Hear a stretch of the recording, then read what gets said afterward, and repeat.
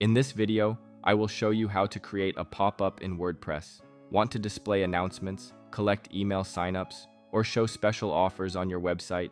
Here's how to create a pop-up in WordPress. First, log into your WordPress dashboard. Since WordPress doesn't include a pop-up feature by default, you'll need to install a pop-up plugin. Go to Plugins, click Add New Plugin, and search for a pop-up plugin such as Popup Maker. Click Install Now, then activate the plugin.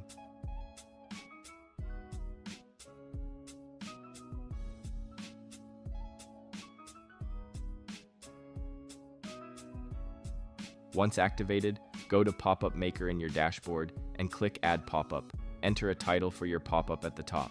Next, add the content you want to display inside the pop-up. You can add text, images, buttons, forms, or any other content just like you would when editing a page or post.